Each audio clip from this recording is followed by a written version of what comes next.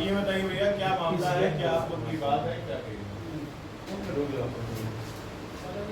हमने अरैल कशार में सोमेश्वर महादेव मंदिर से लगा हुआ 2006 में मई 2006 में गाटा संख्या 108, 109, 110 का बैनामा कराया है और तब से हम उस पर बाउंड्री वाल बना करके और उसमें एक कमरा भी बना था, बना के काबिज हैं।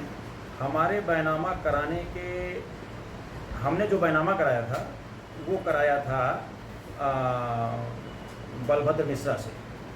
हमारे बैनामा कराने के 10 साल लगभग 10 साल बाद एक हैं शिवमंगल गुप्ता जी, वो गाटा संख्या 11 का बैनामा कराते हैं रोधई पुत्र नानू हरिजन से, और वो भी बिना परमिशन के, और बैनामे में यह कह के आ रहे हैं कि क्रेता विक्रेता कोई भी अनुसूचित जाति के व्यक्ति नहीं है। उन्होंने बैनामा कराया। बैनामा कराने के बाद 2024 में वो हमारी ज़मीन पर कब्जा करने लगे। तब मैंने उनके खिलाफ न्यायालय में मुकदमा दाखिल किया और वहाँ से स्थगन प्राप्त किया दीवानी न्यायालय से। उसके पहले भी एक सज्जन हमारी ज़मीन पर कब्जा करना चाहते थे तो उनके खिलाफ भी मैंने मुकदमा दाखिल किया था और स्टे लिया था। उसमें कोर्ट अमीन भी मौके पर गए थे और उसमें 2023 में उसमें कोर्ट अमीन ने जब जा करके मौका देख करके उन्होंने लिखा है कि मौके पर जो है 4 फीट पुरानी बाउंड्री बनी हुई है, यानी हमारी बाउंड्री पुरानी बनी हुई है, लेकिन ये शिवमंगल गुप्ता जी जो है जबरन दबंगई के बल पर हमारी ज़मीन कब्जा करना चाहते हैं। अभी कहते हैं कि हमने दफ़ा नाप की दरख्वास्त दिया वहाँ तहसील में और वहाँ से जो है हमको नापा गया है। जो नाप में बना, जिनको मुकदमा दाखिल किया इन्होंने नाप का, उसमें हमें कहीं भी पक्षकार नहीं बनाया है क्योंकि हमसे कोई मतलब नहीं था।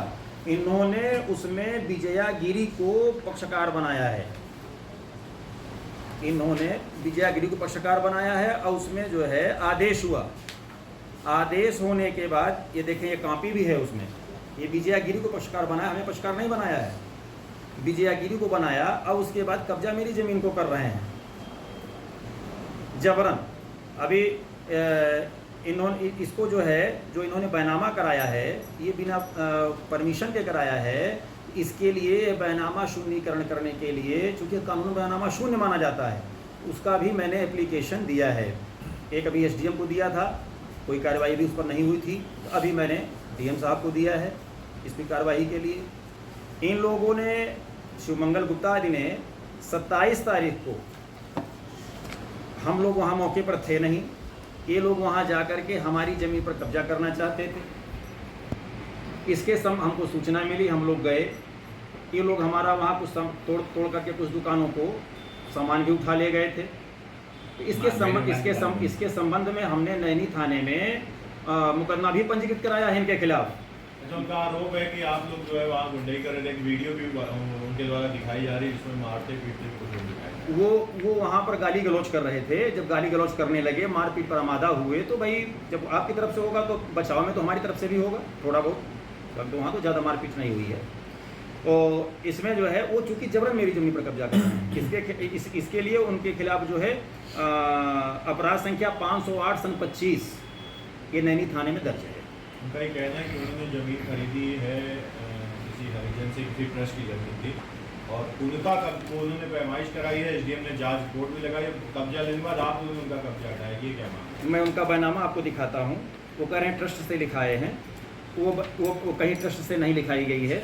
उनकी भूमि जो है वो रोधई पुत्र नानू हरिजन से लिखाई गई है। ये ढंग से लिखाया है। ये देखें, ये उनका बैनामा है। ये देखें रोधई पुत्र नानू, और देखें शिवमंगल पुत्र जीतलाल। कहाँ इसमें कहीं भी कोई भी ट्रस्ट नहीं है, इन्होंने शिवमंगल से लिखाया है रोधई। ये जाति के हरिजन हैं और इन्होंने बैनामे में छिपाया है। पेज नंबर 11 पे इन्होंने लिखा है कि क्रेता विक्रेता कोई भी, ये देखें, क्रेता तथा विक्रेता दोनों अनुसूचित जाति के व्यक्ति नहीं हैं, ये कहा के आ रहे हैं बैनामे में। और ये जो रोधई हैं वो सुराव तहसील के रहने वाले हैं। सुराव तहसील से हमने उनका निकलवाया मांगा, ये वहाँ से रिपोर्ट आई है कि ये जो है नानू जाति के पासी हैं। ये मैंने प्रमाण लिया है। सुराव तहसीलदार देखिए, सबकी मोहर लगी हुई है। इन्होंने जो छिपा कर किया है बैनामे को, फर्जी ढंग से किया है, इसके खिलाफ भी, इसके लिए भी मैं उनके खिलाफ मुकदमा लिखाऊंगा। इसके लिए मैं मुकदमा लिखाऊंगा 420 का, 467, 467। जिस हरिजन से इन्होंने जमीन लिखवाई है, क्या उससे डीएम का आदेश लिया गया है? जी नहीं, कोई इन्होंने आदेश परमिशन नहीं लिया है, कोई आदेश नहीं लिखा। जबकि एससी का बैनामा कराने के लिए पूर्वानुमति की जरूरत होती है।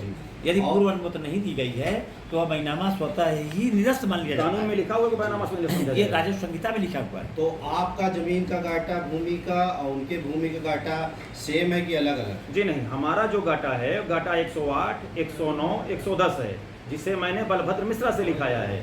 और उनका सुमंगल का जो घाटा है वो घाटा संख्या 111 है, जिसे उन्होंने नानू पुत्र रुधई पुत्र नानू हरिजन से लिखाया है। तो जज के पास ही तो नाप हुई है, आपके पक्ष में कोई आदेश लेखपाल के द्वारा हुआ है? जो उन्होंने नाप कराया है उसमें जो है कहीं ऐसी रिपोर्ट में नहीं है कि उनका घाटा 111 हमारे घाटा संख्या 108, 109, 110 में पाया गया। कहीं ऐसी रिपोर्ट नहीं है। उसमें लिखा हुआ है कि 111 की मेड़े सही पाई गई। दोनों का रकबा कितना? उन्होंने 6 बिस्वा लिखाया है, हमारा लगभग 2 बीघे का रकबा है। पूरा पूरा जो भी और टोटल जमीन वहाँ पे कितनी है जिससे आप लिखाएं उनकी? वो उतनी पूरी थी, वहाँ हमारी पूरी वहाँ 2 लगभग बीघे 2 बीघे थी, वो हमने पूरा ले अब 2 बीघे पूरा काट लिया। हमने पूरा ले और लिया। दूसरा पक्ष कितनी जमीन उसमें लिखवा के आ रहा है? 111 में वो 6 बिस्वा लिखवाए हैं। बाकी जो भूमि बची है उसके नाम है? वो रुधई का भी खाते में है। रुधई का भी है अभी भी। ये देखें, ये सीमांकन आख्या है तहसील की। इसमें कहीं है नहीं लिखा गया है कि घाटा संख्या 111, घाटा संख्या फलाने की मतलब दूसरे की घाटा संख्या 108, 110 में पाई गई। कहीं ऐसी रिपोर्ट यह दूसरी नियम है।